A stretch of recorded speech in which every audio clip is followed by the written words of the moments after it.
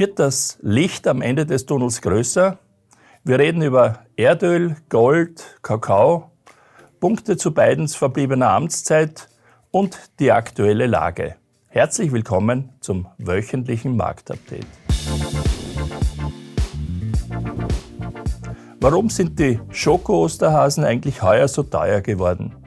70% des Kakao stammt aus Westafrika. Die Ernte wurde durch starke Regenfälle, Stichwort El Niño, und eine Pflanzenerkrankung massiv reduziert, sodass die Preise am Weltmarkt seit September 2022 um 175% gestiegen sind. Schauen wir weiter zum Gold. Auch hier geht es von Höchststand zu Höchststand. Dies ist vor allem verwunderlich, da die Goldbestände professioneller Anbieter sanken. Woher kommt die Nachfrage? Die Erklärung für heuer heißt China. Die Goldimporte sind auf Jahresbasis um 51% im Jänner und Februar gestiegen.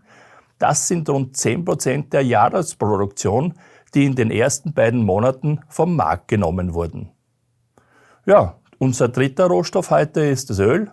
Beim Ölpreis wirken einige Faktoren und Erwartungen zusammen, sodass wir seit Mitte letzten Jahres von rund 70 auf 85 US-Dollar für das Barrel Brent gestiegen sind.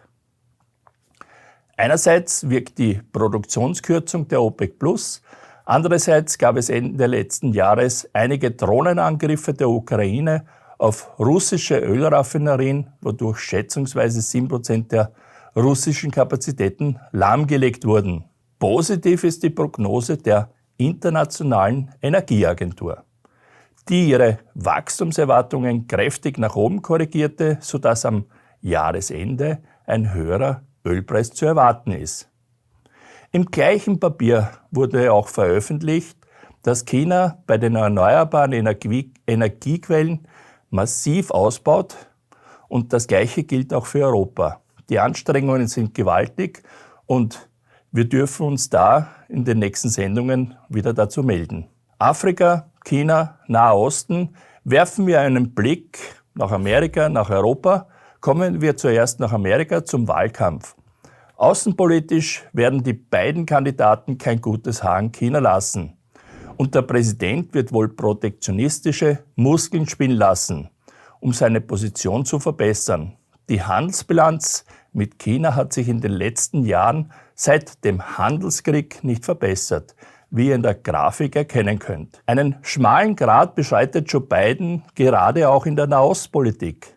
Zuletzt wurde die humanitäre Hilfe für den Gazastreifen erhöht, zum Beispiel durch Luftabwürfe und den Bau eines Piers.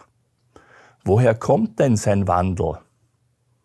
Michigan, einer der Staaten mit geringer Mehrheit für die Demokraten, zumindest war der Vorsprung 2020 nur 2,8%, aber einem hohen Bevölkerungsanteil arabischer Amerikaner, ist wichtig und gilt als Swing State, also ein Bundesstaat, in dem keine von den Parteien traditionell die Mehrheit stellt, und die Bemühungen müssen hier erhöht werden aus Bidens Sicht.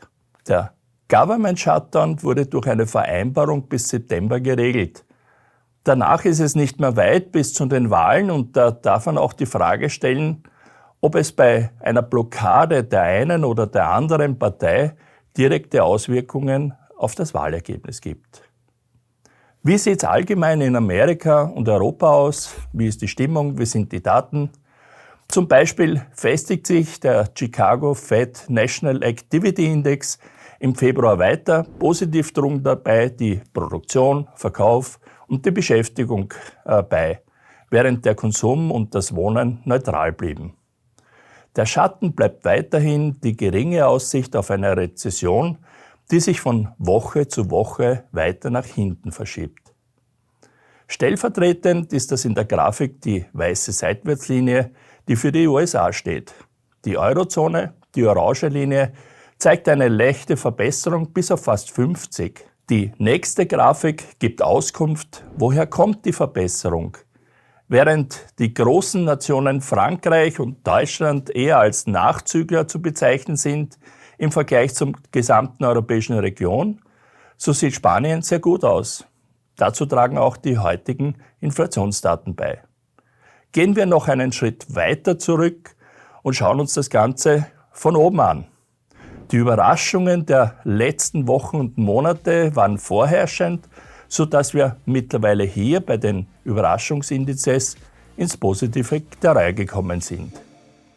Ja, mit diesem Stimmungsbild verabschiede ich mich, wünsche euch ein schönes Osterfest, gesund bleiben, euer Larry.